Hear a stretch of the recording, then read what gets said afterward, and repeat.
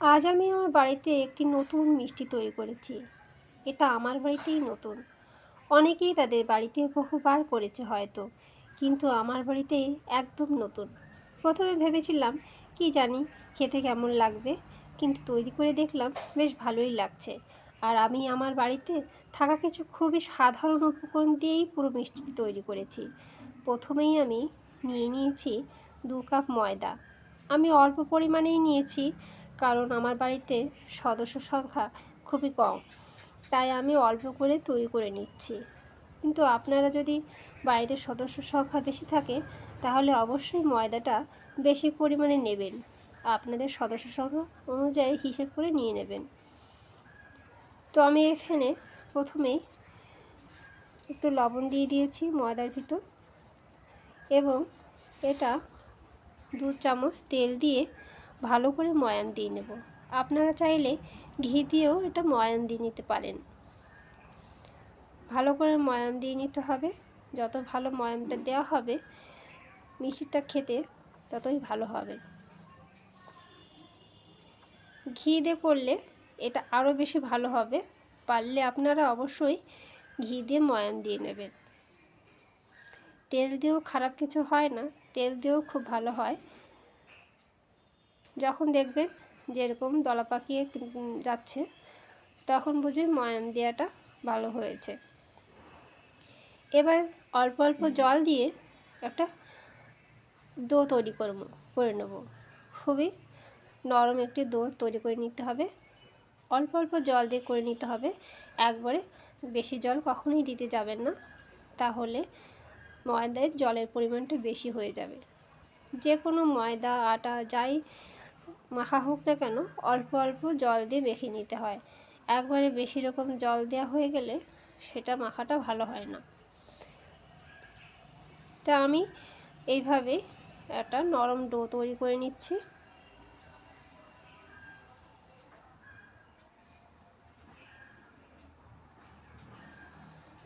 দেখুন কতটা নরম হয়েছে। এবার এটা কিছু সময়ের জন্য রেস্টে রেখে দেব। এখন আমি শিরা তৈরি করে নেব।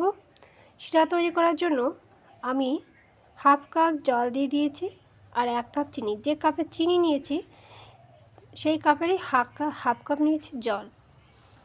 আমি অল্প পরিমাণে শিরা তৈরি করছি, আর শিরায় অল্প জল দিয়েছি, কারণ অল্প জল দিলে শিরাটা তাড়াতাড়ি ঘন হয়ে আসবে।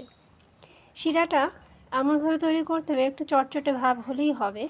খুব একতারা কি দোতার কোনোটাই করা লাগবে না। শুধু চটচটে যখন হয়ে আসবে তখনই নামিয়ে নিতে হবে। তো চটচটে হয়ে এসেছে, এবং নামানোর আগে সামান্য একটু লেবুর রস দিয়ে দিলে ভালো হবে। কারণ কি, লেবুর রস দিলে চিনিটা শিরাটা ঠান্ডা হয়ে যাওয়ার পর জমাট বেঁধে যাবে না, একটু সাদা রকম হয়ে যায়, সাদাটে রকম হয়ে যায়, সেটা আর হবে না। এখন আমি পুর তৈরি করে নেব। পুর তৈরি নেওয়ার জন্য আমি সামান্য তেল দিয়েছি কড়াইতে, এবং দিয়েছি 3 চামচ চালের গুঁড়ি। আপনারা চাইলে এখানে সুজিও নিয়ে নিতে পারেন। আমি এখানে চালের গুঁড়িটা নিয়ে নিয়েছি। তো চালের গুঁড়িটা বেশ ভালো করে একটু ভেজে নেব। ভালো করে যখন ভাজা হয়ে যাবে, তখন এটা আমি দিয়ে দেবো নারকেল কোড়া। তো আমি 1 বাটি নারকেল কোড়া দিয়ে দিচ্ছি। কিন্তু আমি যতটা ডো তৈরি করেছি অতটা দই এতটা নারকেল কুড়ো লাগবে না। আপনারা কম করে তৈরি করলে অল্পই নেবেন। আমি অন্য রেসিপিও তৈরি করব, তাই একসঙ্গেই আমি বেশি করে পুরটা তৈরি করে নিয়েছি, সেই জন্য নারকেল কুড়াটা বেশি নিয়েছি। তাই নারকেল কুড়া দিয়ে লো ফ্লেমে খুব ভালো করে একটু নাড়িয়ে চাড়িয়ে নেব। এবং এখানে আমি দিয়ে দিচ্ছি চিনি আপনারা আপনাদের স্বাদ অনুযায়ী দিয়ে দেবেন। মিষ্টিটা যেমন খাবেন, কম বেশি আপনাদের হিসাবেই চিনিটা দিয়ে দেবেন। তো বেশ ভালো করে নাড়াচাড়া দিয়ে যখন একটু এইরকম হয়ে আসবে, তখন আমি 10 টাকা দামের যে দুধ পাউডার থাকে, সেই 1 প্যাকেট দুধ পাউডার দিয়ে ভালো করে মিশিয়ে নিচ্ছি। এটা দিলে কি হবে, মাওয়ার কাজ করবে। তাই আমি দুধ পাউডার দিয়ে দিয়েছি।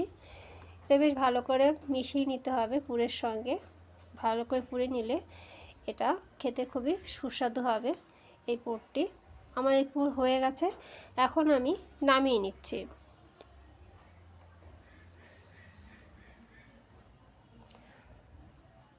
তো এখন এক এক করে লেচি কেটে নেব, ছোট ছোট লেচি কেটে নেব। ভালো করে একটু মেখে নিয়ে আবার তারপর ছোট ছোট লেচি করে নিতে হবে।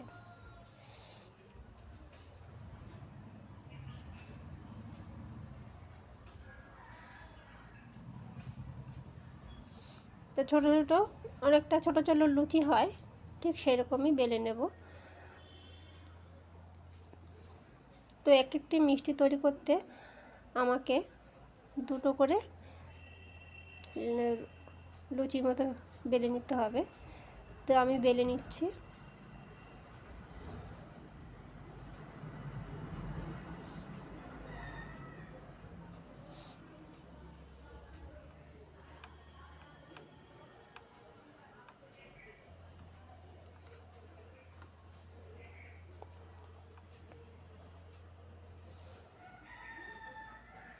এটা খুব ছোট করেও করে নিতে পারেন, একটু সাধারণ একটু বড় করেও করে নিতে পারেন। আমি একটু মাঝারি সাইজ করে নিচ্ছি, একদম ছোটও না একদম বড়ও না, ঠিক এইভাবে এক একটি করে নেব আমি।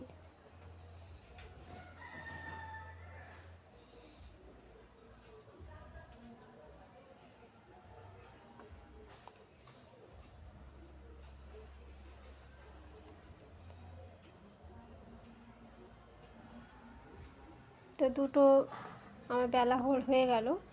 এবার মাঝখানে পুর বসিয়ে দেবো। খুব বেশি পুর দিতে যাবেন না, অল্প করেই দেবেন, না হলে এর পিঠাটা তৈরি করতে অসুবিধা হয়ে যাবে। এবং আরেকটা যেটা বেলে নিয়েছি লুচির মতন সেটা উপরে বসিয়ে দেবো। বসিয়ে দিয়ে চারিপাশটা বেশ ভালো করে চেপে দেবো, কারণ কি ভালো করে না চাপলে যখন আমরা একটা ভেজে নেব তখন কিন্তু পুর বেরিয়ে যেতে পারে। এবার একটা ডিজাইন করে নিতে হবে, চারিদিকে ভালো করে চেপে নিতে হবে যাতে ভাজার সময় পুর বেরিয়ে না যায়। তারপর আস্তে আস্তে করে ডিজাইন করে দেবো চারিপাশ দিয়ে। এই মিষ্টিটাকে চন্দ্রকলা মিষ্টি বলে, যেহেতু চাঁদের মতো দেখতে, তাই চন্দ্রকলা। এইভাবে আমি প্রত্যেকটা মিষ্টি তৈরি করে নিয়েছি এবং এখন ভেজে নেব।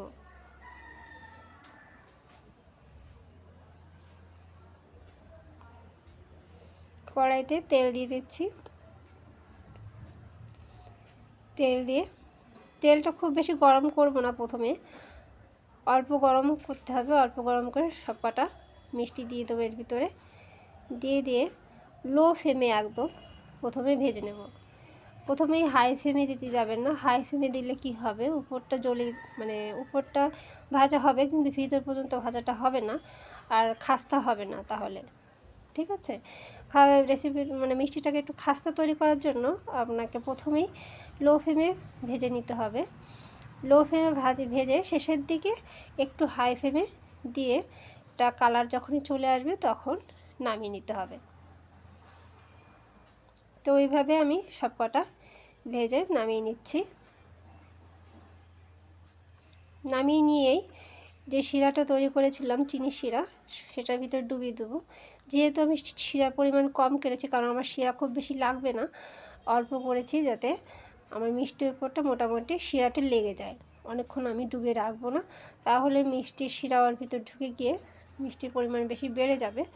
তাই আমি বেশিক্ষণ ভিজিয়ে রাখবো না, জাস্ট একটু লাগিয়ে মিষ্টিটা মানে শিরাটা উপর দিয়ে লেগে গেছে এই অবস্থায় আমি উঠিয়ে নিয়েছি।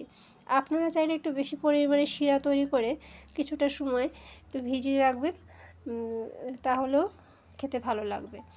এবার আমি উপর দিয়ে একটু নারকেল কোড়া দিয়ে একটু সাজিয়ে নিচ্ছি।